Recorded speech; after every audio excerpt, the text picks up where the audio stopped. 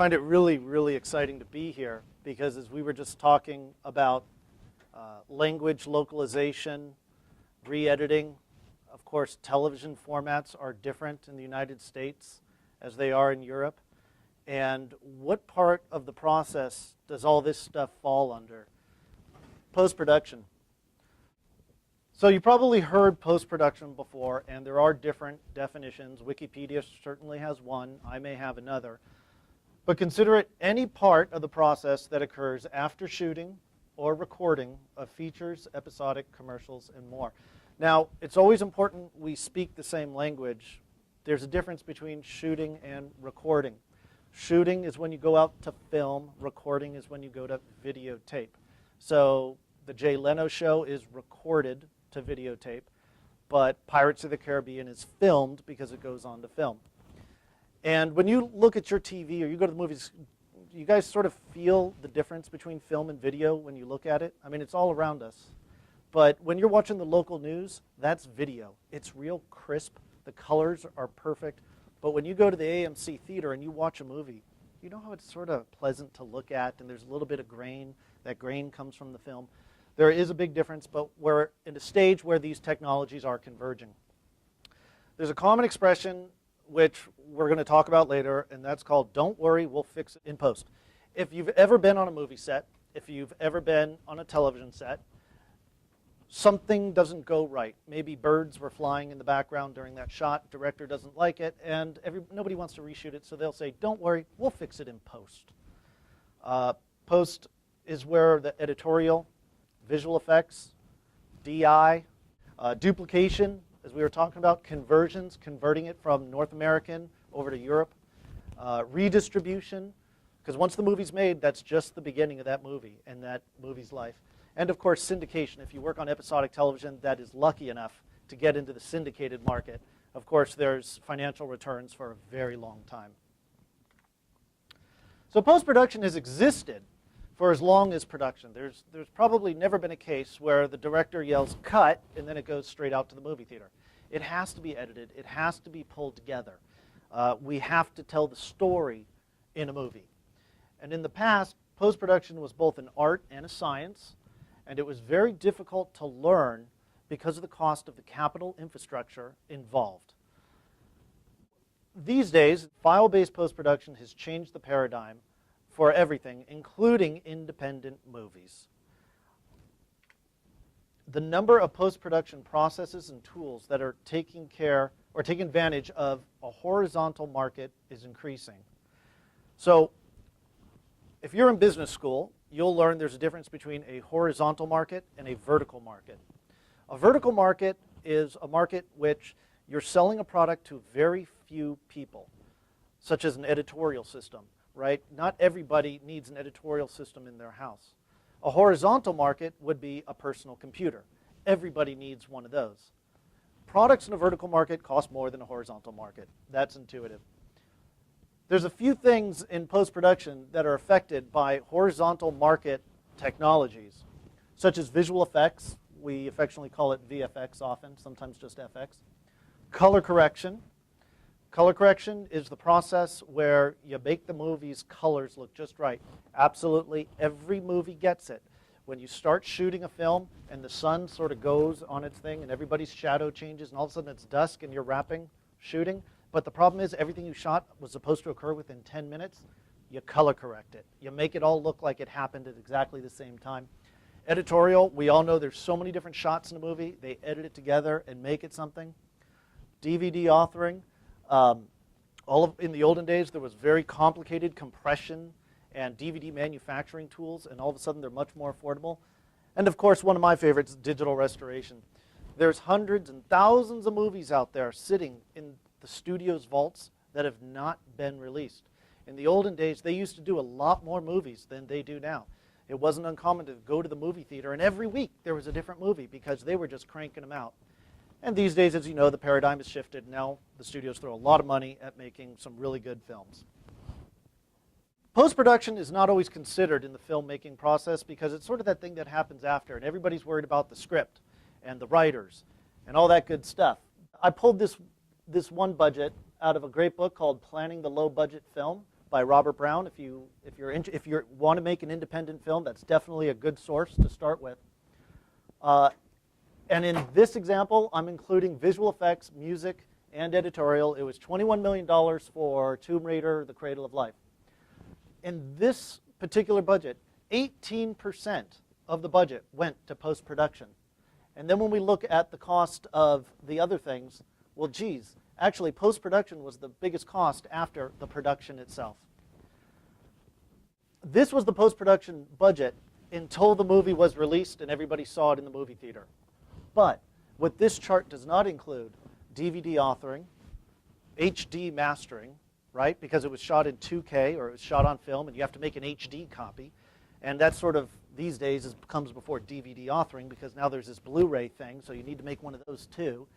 The SD mastering because, of course, there's still standard def television stations at home and you want to watch it there. And, well, they want to see it in Europe too, so now you got to make a PAL version. And, of course, one of the explosive growths right now in our industry is the conversion to mobile device formats. There's this new phone Apple has, and there's like movies and stuff on it. Well, you got to make the content for that. And there's a lot of changes in conversion process to your element that you have to make. And, of course, preservation. Okay, so we've monetized it. We've made all our deliverables. How do we protect our asset that is still part of the post-production process? Now, what you may find is all this other type of stuff costs so much money. If you're a producer with a film, this is too overwhelming. And there's too many areas of specialization for you. And one way a lot of people can get funding is to sell your film at a film festival to provide the needed capital to make your movie what you want it to be. So we're going to take a case study here of a movie that was in turmoil and became a wild success. There was a film in 2003 called Pieces of April. It is what we call an independent film, meaning it wasn't originally backed by one of the major studios. It was written by Peter Hedges, and he originally booked up financing with a major studio for $6 million to make his movie. And then it sort of went off the table, and then he got it back, and negotiations fell apart, and after a long time, eventually, financing was gone.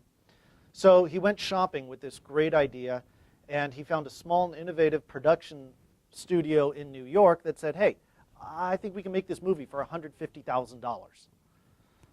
Now, to us, that of course, if that was your script and you wanted to sell it, that's a big disappointment. But watch what happens. So they give him two cameras. They're what are called Sony PAL PD 150 cameras. Now, if you're not up on cameras, what this was a PAL camera, meaning this camera was designed to shoot television shows in Europe. And he was shooting in New York to make a feature film. So the resolution of PAL is, depending on who you ask, 720 by 576. Not depending who you ask, depending whether it's square pixel or rectangular pixel. But 2K, which is what the movie theater shows when you go there, is 2048 by 1080. Now, you've all played around with the resolutions on your computer monitor. You know there's a huge difference between these two. Further, PAL is 25 frames per second, but what you see in your movie theater is 24 frames per second. And they were also told they no longer had 30 days to shoot the movie. They only had 16. So they did what they could. They shot the movie. They took it to a post house that was very small in New York, and they made what's called a D5. A D5 is a type of HD format. In the professional world, we consider that a little older. But nonetheless, so they up-resed it to HD, and then they color corrected it there to make their product. And they were ready. They were ready. They believed this movie was good. It premiered January 19th, 2003 at Sundance. A few days later, United Artists said, here's $3.5 million, give it to me. So clearly, a great return on the investment. But that's sort of where the post-production process just started. Making your movie and selling it at a festival is everybody's dream come true. But look at all the things that had to happen afterwards. It was color corrected the following week for a tape-to-film transfer in New York at another post house using a Poggle, a Pandora Poggle, which is a type of system that isn't quite common anymore. So the problem is when you take a movie from high definition and you make it onto film, you have to recolor correct it all over again because you color corrected it to look good on television, not in the movie theater. And there's all sorts of engineering things like Rec. 709 color space to the logarithmic color curve of film and what type of film stock. Take my word for it, it's a big process. The new HD master was then sent to Zurich at another post-production facility where the tape to film transfer was complete, meaning they took the tape, they made film. Great. Then they took the cans of film and they shipped them to Burbank, here, where one of the major post-production companies did the final color timing and did the final bless of, yes, this movie looks great. But there are some sections here that don't, and we know the only place in town that can fix it, and it's in New York. So then they sent some sections of the film over to New York and used what's called a flame. A flame is made by Discrete Logic. It's a very high-end visual effects compositing and restoration tool to make those last-minute tweaks. And today, now you can go watch Pieces of April on DVD. You can see it in any country in the world. It's been in the movie theaters all over town. But when we look at this other section that happened here, that was completely not in budget. I mean, this is hundreds and hundreds of thousands of dollars to get this last mile to fully monetize their content. So bringing a full-length feature film from conception to worldwide release and the subsequent derivative monetization. If you're a producer out there, this is the stuff you like. How to monetize that movie once you've made it. And all the derivative revenue, or revenue that is derived from the original, is extremely expensive to make, and it often involves many, many facilities. And unless you've already been working with a whole bunch of facilities, you don't know where the pricing power is, and you don't know how to bargain the correct deal. But the big studios do, because it's not just your movie. They're working on a whole bunch of movies. So it's nearly impossible to get there without the support of a large studio. But post-production is the last mile before submission to the film festival, because it's all about winning that festival. If you send in your movie and they just throw it out after 3 minutes, it's gone. If they put it in a machine and it doesn't play, it's gone. So I can't address the creative aspect. I don't know whether or not the cinematographer was good or your actors were bad or anything like that. But from the engineering standpoint, I can speak to the technical aspect. And there's a large portion of movies that never quite make it because they are technically wrong. These days, a lot of people have editorial systems at home, right? We've heard about these things. Avid is pretty cheap. Apple makes a software package called Final Cut that can run on a home computer, and you can literally Final Cut your own movie. But the problem is, when you do that, how do you know it's right? You're assuming Final Cut is doing it right. When I mentioned a little bit earlier about that boring stuff like Rec. 709 color space, did you click that button in Final Cut? How do you know what it's supposed to be? What you're looking at on Final Cut, that is a square pixel monitor using an 8-bit video signal. That is different than what the post-production facility is going to see. So first, we have to start with your post-production survival guide. When you're making a movie, these are the things that you have to look out for. This alone I could spend hours and hours on. But these are the typical things you always have to bear in mind when negotiating or talking to a post-production facility. First, you have to know how your movie will end. And I don't mean who gets the girl. I mean, where is the final completed step? Does the artist that is doing the final editorial and the final color correction and the final film out know you before you even started principal photography? It is okay to establish that relationship early, because the people at these post houses, they do this because they love this. They want to be involved in the creative or managerial process. You also have to let everybody know your goal is film festival submission. I've seen it happen way too many times. Independent movie comes in with the shoebox of elements and all this stuff and make a movie out of it, and we do it and we bless it and say, there's your movie. And then that individual comes back 3 weeks later and says, yeah, but this isn't right. What I really wanted was this. When you tell a post house you're going into a film festival, they typically know exactly what you want, because you're not the only filmmakers out there. They're everywhere. This is Los Angeles. The best of the best are here, and you're part of it. And the post houses, we're ready for you. Negotiating pricing early for possible discounts. Now, of course, this is not directed at my own company because we never do deep, dark discounts. But a lot of companies do. And it's sort of like before you hop on a plane, if you bought your airline ticket 5 minutes before departure, it's like really expensive. But if you bought it 7 months before departure, you get a really good deal. Same is true in post-production. Because, believe it or not, a lot of filmmakers run late. And in order to get the best deal, you have to plan ahead and book the time way in advance. You can get your choice of talent. You can get your choice of machines because nobody else has booked them yet. You also have to know the difference between a large and boutique shop and what are you more comfortable with as a producer, a director, filmmaker. I suppose we could look at this as the difference between the general store in a small town and Walmart. They both have pros and cons. Walmart sometimes has better prices. The general store may have better customer service. Not always true in post-production because, of course, the company I work for has amazing customer service. But there is a difference. Do you want to be able to pick up the phone and call your colorist or your visual effects person, the person that's actually doing the shot? Or do you want to speak to the customer service representative who is available all the time and will relay your message? What are you more comfortable with? Large facilities often have access to a lot of fancy schmancy equipment that the smaller guys do not. Some people say the smaller guys take more of a personal interest in your project because it's the only movie they're working on for the next month. So it's really up to you, and it's totally free to shop. Call one up. Make up a project and say, how much does it cost to do this? What sort of customer service can I expect? Because I'm a very busy director or producer. I don't have time for all this stuff. See what happens.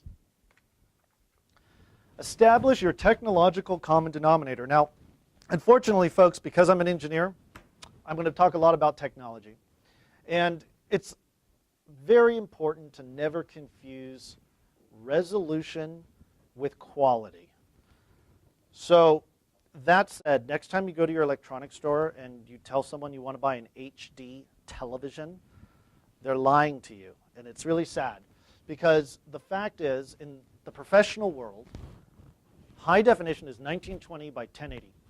You just got to memorize it, and that's just the way life is. Memorize it, 1920 by 1080. Say it over and over again, and as you fall asleep. If you have trouble falling asleep, just say it to yourself. Anything less will have to be up-resed. Remember the slide earlier where we talked about PAL, which is that European standard def format? They had to up-res it.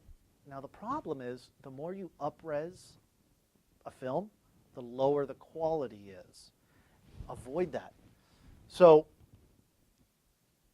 anything less than 1920 by 1080 will be up-res. Now it is also true, there's something called 2K, which is the big one. That's what you see at the AMC movie theater.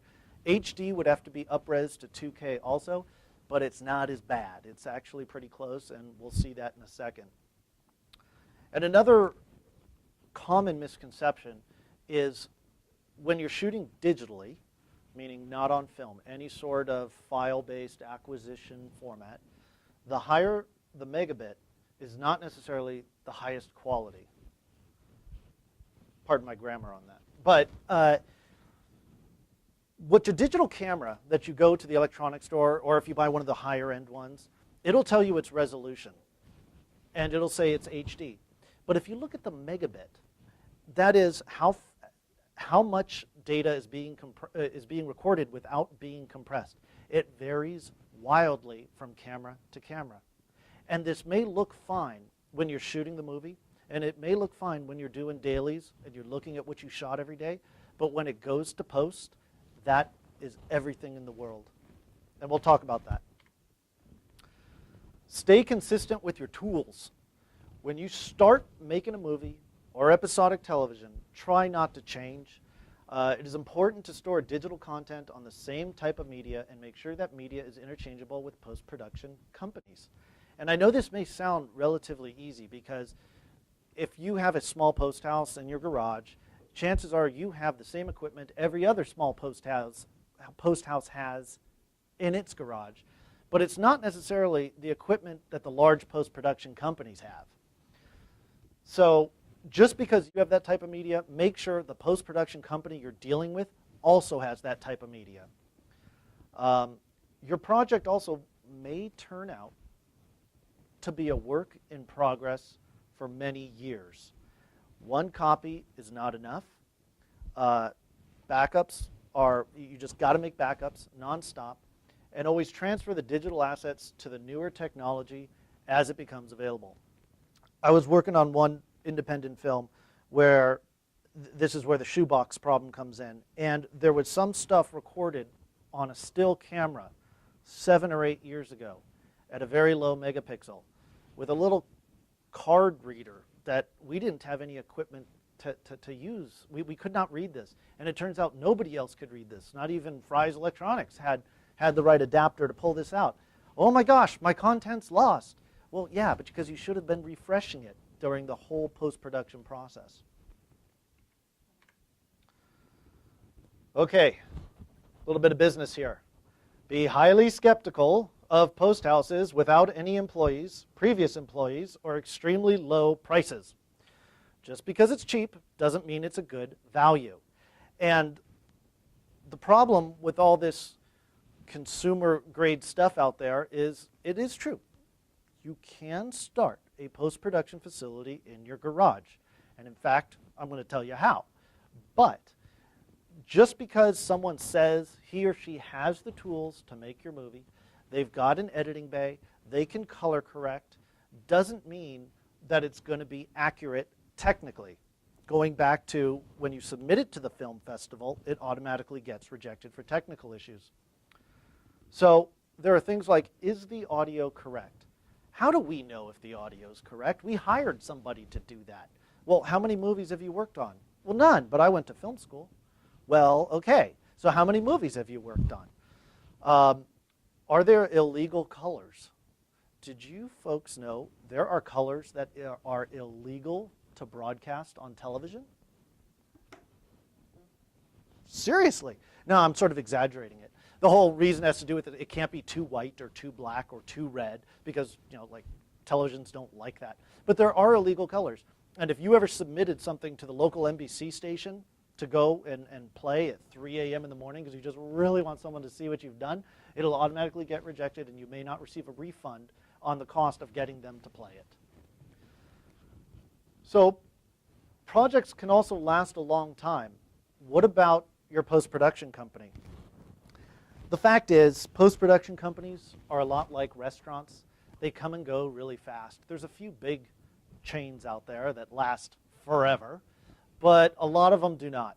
And where I work, we have definitely seen a lot of projects come in 30% complete with some missing elements, and the post house just went out of business, and some of the assets are lost, and it ends up costing you so much more. So make sure when shopping a post house, it is reputable. Make sure you look at their credit list. Every post house has what's called a demo reel. Look at that demo reel. Have you seen anything on television that was on that demo reel? If not, question it. So we're in a period of great economic instability, as you know, and the cardinal sin, never give the post house your only master. I know it sounds bad, but people do this. Here's my movie. I just finished the rough cut of it. Let's make it the movie. And then it's somehow destroyed or lost in shipping or lost in the vault or there's water damage. Well, that was my movie. What do you mean? What's your insurance? Well, fact is, you're not going to take on one of the big powerhouses. So it's important while you're in this process to save money, but do the right thing. And I mean this from a technical standpoint. There's a reason why post houses charge more for some equipment. Let's assume you've just made your movie, looks good, you've edited it in your garage, and you're quite pleased with yourself, and you believe the movie has a lot of something to it, and you start shopping around post houses. First of all, it's completely okay to ask the post house, what machine are you using to do this film out? And they'll tell you, oh, we're doing an Arri laser recorder, and it's $10 a frame. And then you call another house. Oh, well, how much does it cost? Oh, it's a penny a frame. Well, what are you using? Oh, we're using the laser graphics. What does that mean?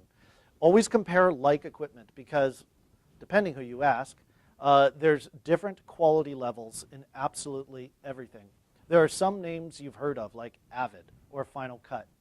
But on the back end process, when you're doing a conversion, oh, those colors are going to look bad. I'm going to turn off the lights for this. But on the back, when you're doing a conversion and you're converting from standard def PAL to NTSC, there's really fancy equipment and there's really cheap equipment. To put it in perspective, the expensive equipment for a little machine that'll do that conversion, $200,000. Or you can use a Mac and it's, $2,000. Why would a post-production company pay $200,000 for a piece of equipment? The answer is Jerry Bruckheimer likes that one. So you want to be using the same tools the majors are because often those machines are not in use 100% of the time. So always ask to use the best equipment, and it's totally okay to say, you know what, can someone in engineering explain the difference between these two machines? And there's nothing engineers love more, trust me, we'll nauseate you with that. So it's all about the quality. The more money or the more expensive the machine, the higher quality the machine will make. Prosumer equipment has some limitations. This is a real world example. I sort of doctored it to exaggerate it. But when you are looking at an image at home, because you have your own edit bay or your friend down the street is doing your editorial or color correction, it'll look fine on your computer monitor. It'll look just like this. But something funny happens. When you take it to the post-production facility, this same image looks like this. This is called banding. And it's the conversion of 10-bit color to 8-bit color. And we don't want to get into the whole why it happens and how come. But the problem is, unless you're dealing with a major post-production company that knows exactly what it's looking for, like this sort of stuff, you may have to pay a lot of money because you can convert this back to this, but there's permanent color loss. Your director will be very upset with you. Your cinematographer will never talk to you. And then you'll be not working in feature films anymore.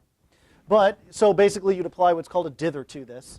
And essentially this is 8-bit, that's 10-bit. And your computer displays at home only display 8-bit, but professional video is 10-bit. And it happens a lot more than you'd think. So, always shoot on the highest quality format you can afford. You don't have to go rent the new Red camera and do a 4K job that is $15,000 a day for the camera. No, it's okay.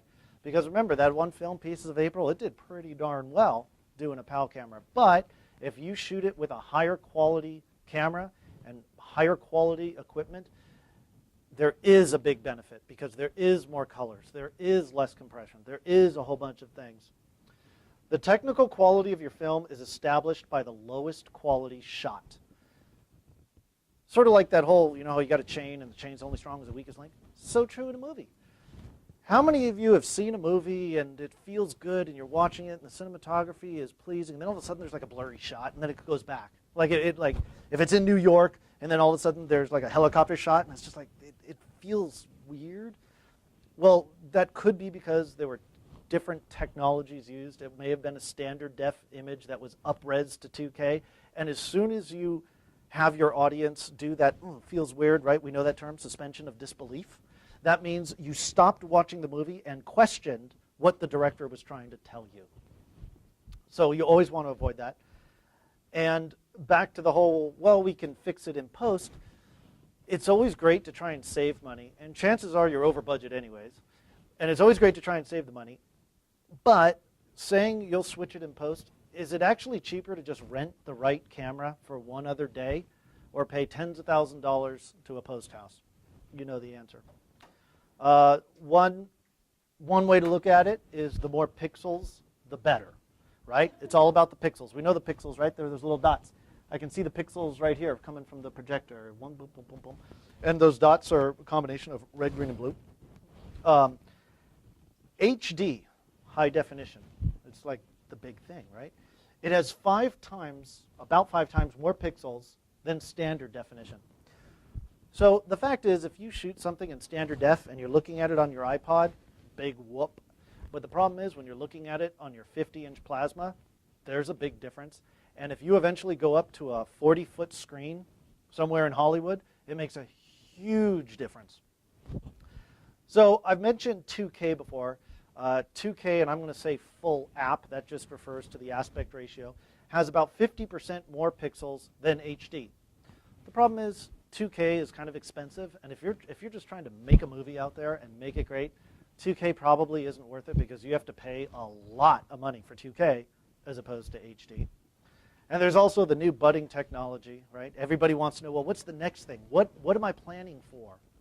You're planning for 4K. 4K has 4 times more pixels than 2K. To put that in perspective, a 4K image has 50 megabytes of data, assuming a 10-bit logarithmic DPX. It has 50 megabytes per image, video or the image only, not audio. There are 24 frames per second. That is how much storage you need. You're looking at 8 or 9 terabytes for a single Final Cut movie once it's all done. Principal photography, you're looking at over 100 terabytes. Easily, probably much more, in excess of a petabyte in many cases for the major ones. Okay, if Vaughn promised there'd be no math, he was wrong. Here's a handy dandy little chart. Now, this is publicly available. Just Google search aspect ratio, or no, Google search resolution, Wikipedia, and you'll find this chart. It's a public domain image. This sort of shows the generation of images as we come down. And again, if we compare this to Pieces of April, it'd be its PAL, which is very similar to that top green NTSC. It's labeled 720 by 480. That was how many pixels were in that movie. And, ooh, this is bad right there. HD 720. That's what the electronics store tells you is HD, but it's not. It's really this one. It's HD 1080. Remember, what was the thing? 1920 by 1080. We got to memorize that. This is the difference between HD and standard def. Then this is what's called a center extraction on 2K. That's basically the center. You know how like 2K, movie theater movies are like really long? It's because it's 2048 by 1080. That's the difference there. And then, of course, 4K is like somewhere over here, so we didn't even list. It's not even listed. But this is to give you a perspective of your different resolutions. And if you're producing a small movie, it's totally okay to ask your director, your cinematographer, your technical director, so by the way, what resolution is this movie? Is the whole movie this resolution? Because we know the movie's quality is determined by the quality of the crummiest shot. Fascinating, huh? I could stare at this all day. New rule. You are no longer allowed to say you will fix it in post. Fixing it in post can cost a lot more than doing it right the first time. And nearly anything can be fixed in post for a lot of money. There was recently a film where, beautiful film, and it looked good when they were shooting it, and it looked good at home. It was edited at home. The problem is he had a really high quality camera, and there were cigarette butts on the ground. And he decided, you know what, we would just fix that in post. Not a big deal. Well, actually it was. It was $15,000 to remove those cigarette butts. Now I know it was a lot cheaper to grab a broom and just sweep them up. Review content every day. Every day. Do not wait, because first of all, I know you're behind schedule. I know you're over budget. But this is why filmmakers and producers and directors and everybody does not sleep. We've learned how to do this. So there's something called dailies. Probably know about that one. After you shoot, watch it the next day. Watch it quickly. Sometimes you realize every shot or every scene is bad. And the only way to fix it is to do it again. But you need the trees in the background to look just like they did yesterday. If you wait 3 months and now it's fall and the leaves are gone, now you have to reshoot every scene associated with that scene. And that gets really expensive. Post-production often takes longer than intended because larger studios often get priority to equipment and talent. And I think this is intuitive. If you ran a giant post-production house and you had Spielberg saying, I got to finish my movie, and then you had someone straight out of film school saying, my movie too, you know who's going to pay a little bit more money to get access to both the talent and the machines to finish the process. The fact is, a major studio will outbid you, and that's all there is to it. Until you become a George Lucas, they're going to outbid you. There's a big misconception when you're making a film and you're aspiring to have the next hit, and immediately you realize, well, this movie's going to be on the big screen of every movie theater in Los Angeles, New York, Tokyo, Miami, Seattle, and so you're going to have to make a film out. And that, that old-fashioned 35 millimeter stuff, well, it's still the big player in the industry. Yes, digital cinema's coming along, but if you want a big release, it's got to be on celluloid. The fact is, most film festivals do not require a film master. Save the money. Do not spend it. Wait. Creating a new film version of your feature can be expensive, possibly more than the cost of your entire budget. A cheap film out of your movie, $70,000, $100,000. That's cheap. The expensive ones are a lot more. Keep your money into the production and to preserving and making the highest quality product you can, preserving those assets. Stick with your HD master if you're going to a film festival. There's a lot of reasons why you want to wait and not spend that money. First of all, what if, God forbid, the title not be wildly successful? You will have to recolor correct it. Again, going back to the video looks different than film. So you're going to have to recolor correct it and pay someone a lot of money per hour to color correct it. It's hard to find a fixed bid in that arena. Examples of how much that costs to color correct it can be on the cheap end. Small facility, $100 an hour. Fancier facility, $1,100 an hour. How many hours does it take to recolor correct your movie? I don't know, 6 weeks. Although you could also do it in 2 days, like if you've got to get it in. So, film festival submissions. The part you've all paid a lot of money for, right? First, follow directions completely. Second, follow directions completely.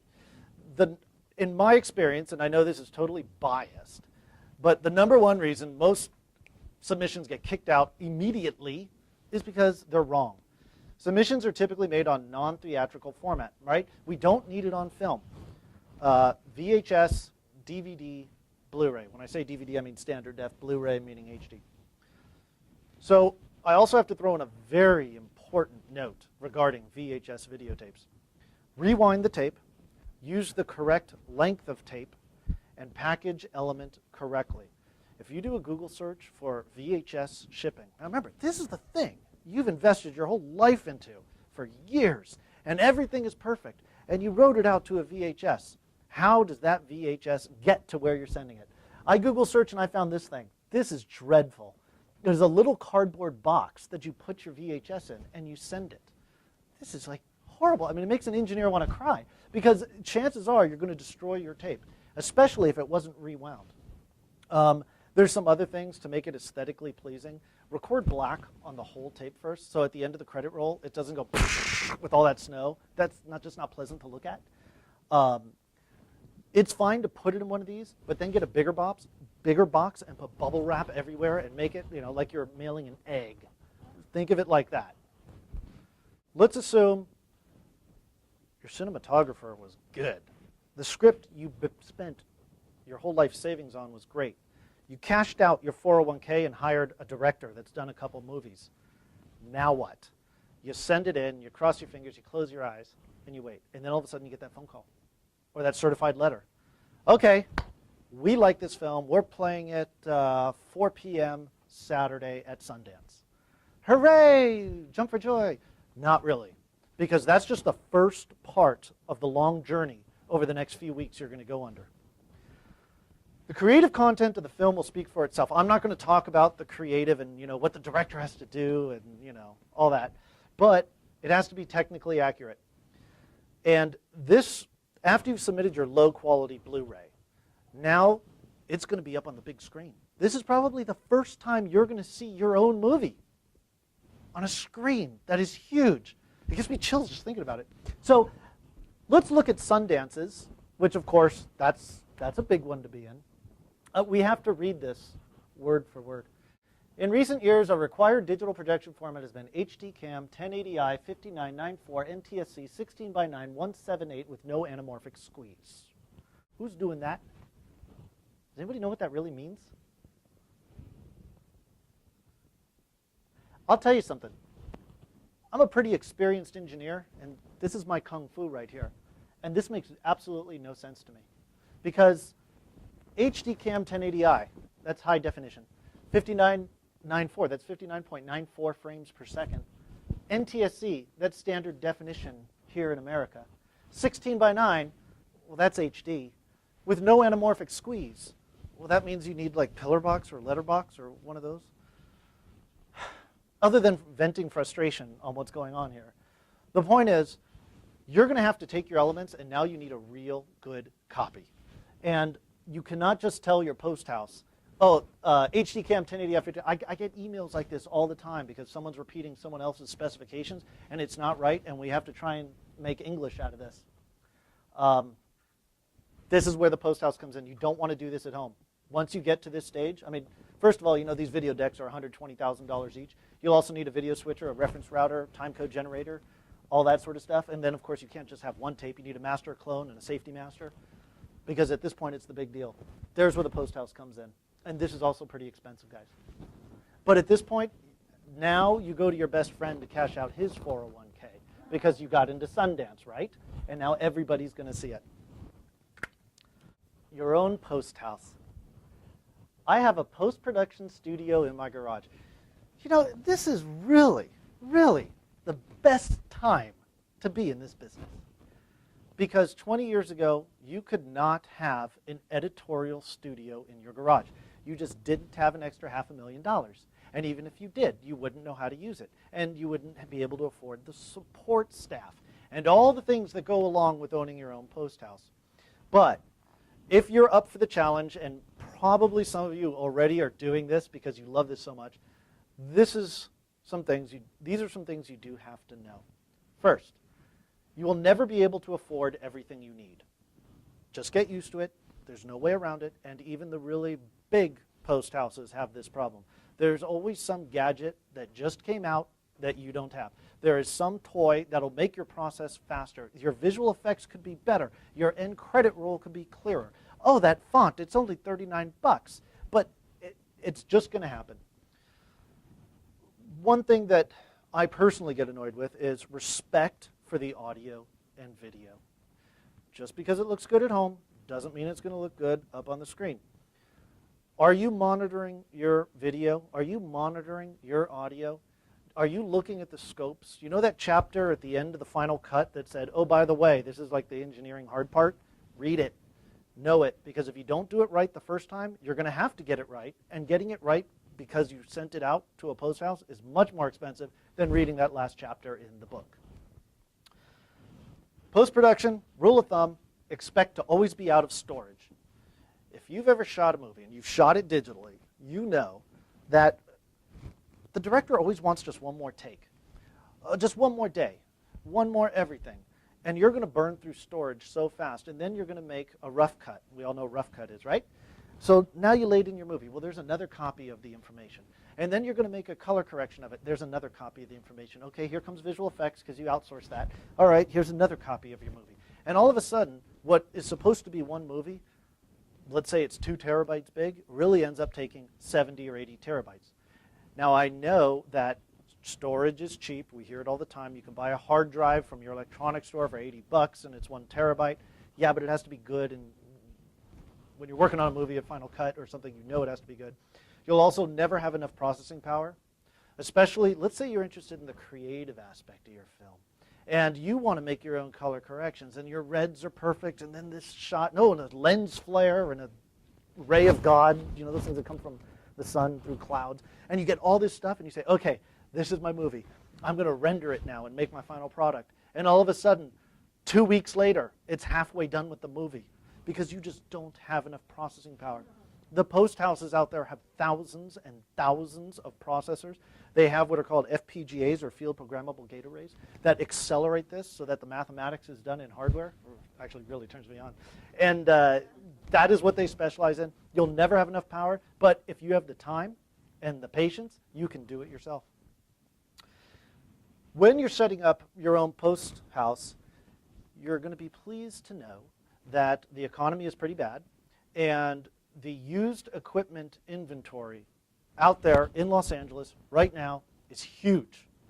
Post-production companies are failing fast. They're not getting the financing. They're not getting the work. They're falling late on their payments. There's a number of reasons why post houses are going out of business.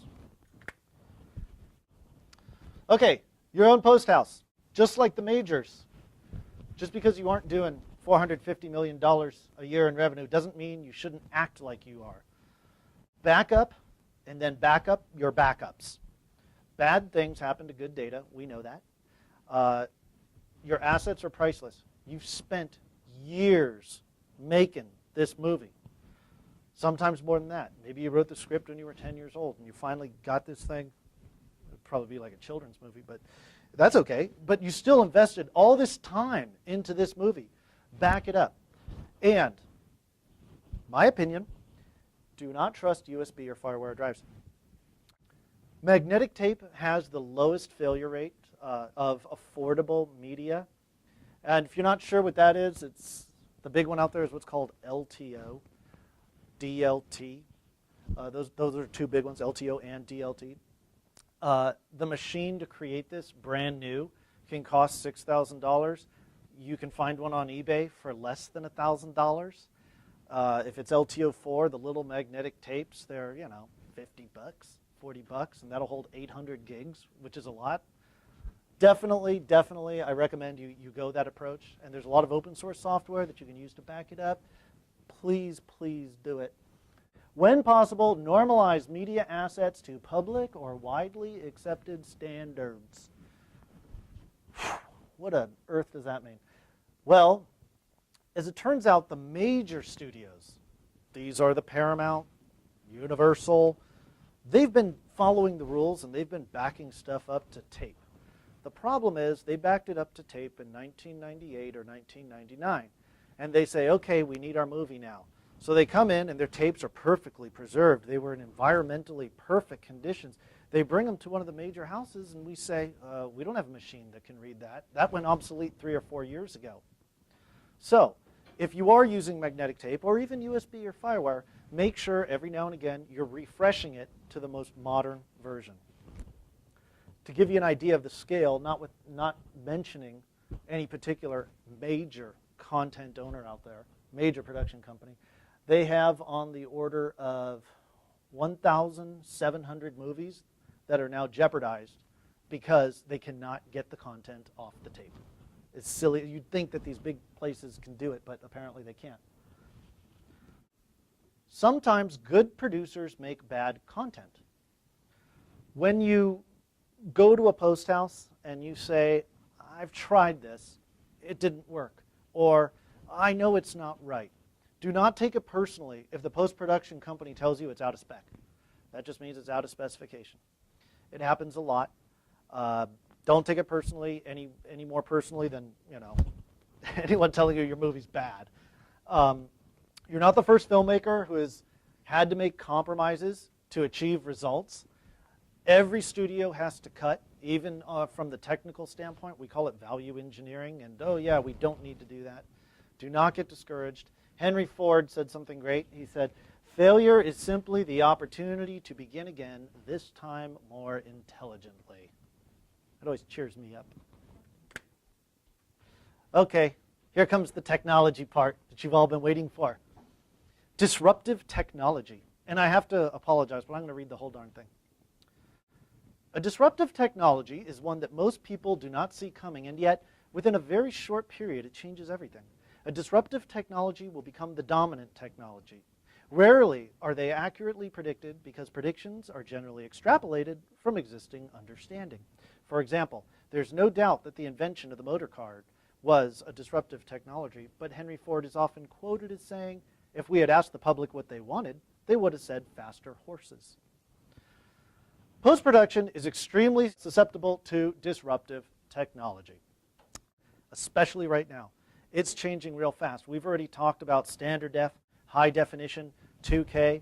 There's all sorts of crazy audio formats, and now you can even take well, it's not that new, but you can take a videotape and put English on channel 1 and 2, French 3 and 4, German 5 and 6, and you can make this mega master with all these different languages that'll serve all your needs. Technology is a tool, not an obstacle. Embrace the technology. The industry has changed more in the last 10 years than it ever has. There's new ways to monetize your content. When you make something, in the olden days, you could make it up on the big screen. And then VHS came around and you could make it on videotape. And of course, there was always television. But now there's VOD, video on demand. That's growing real fast. There's personal playing devices. I don't know what else to call them, but all these little contraptions everybody has, and there's their content.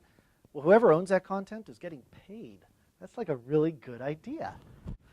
VC1, which is just some sort of weird engineering acronym for a really cool.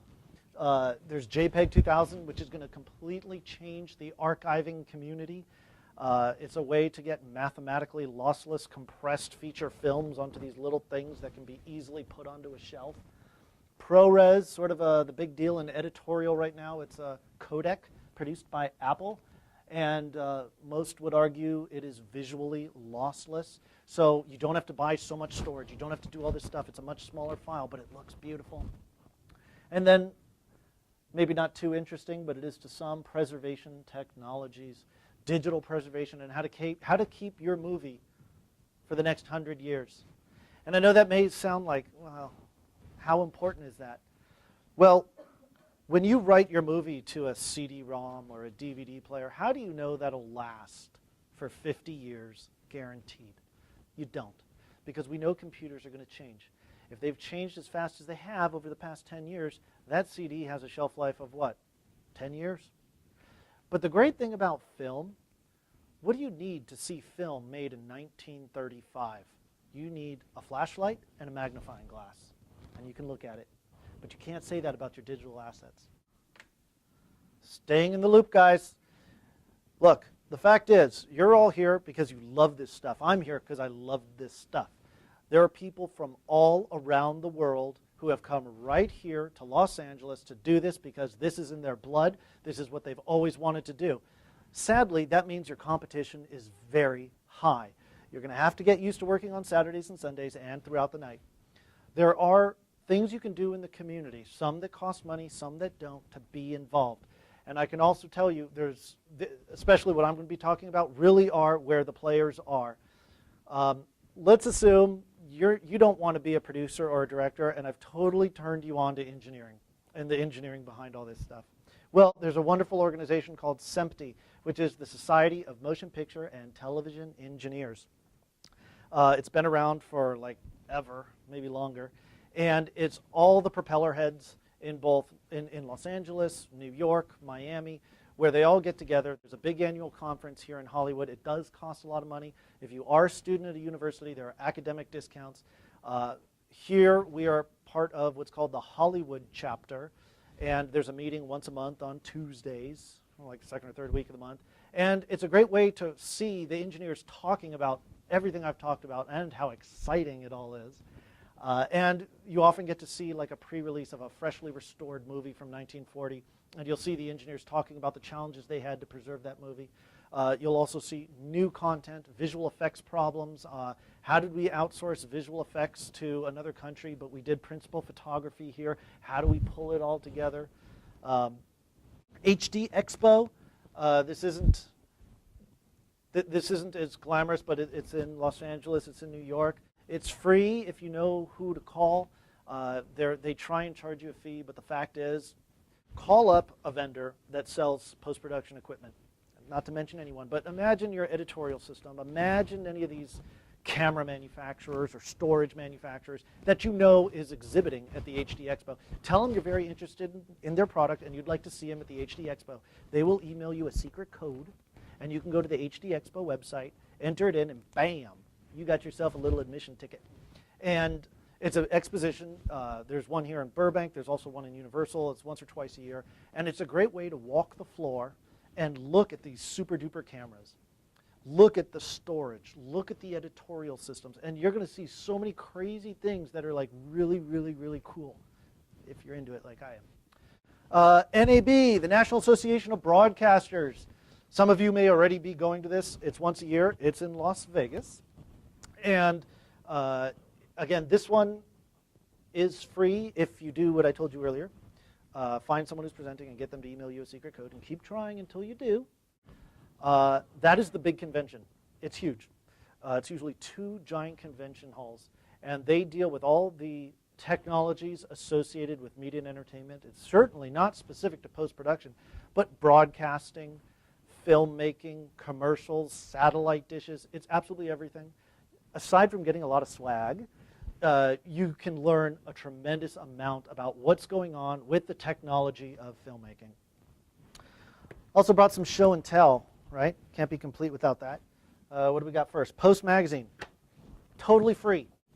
Just go to like postmagazine.com, make up some big production company that you work for, and give them your address, and you'll start getting it.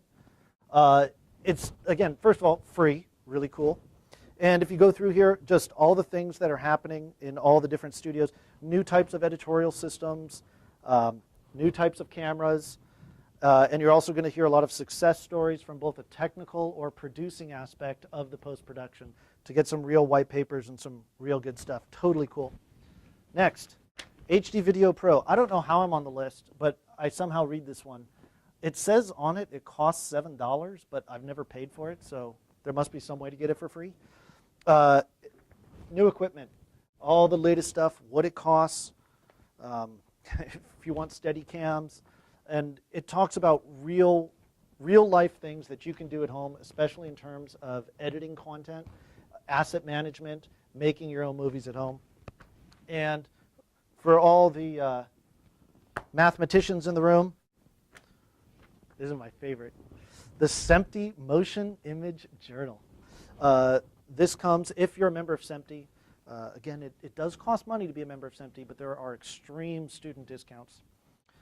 And this gets into all the inner workings. Well, let me just read what some of these things.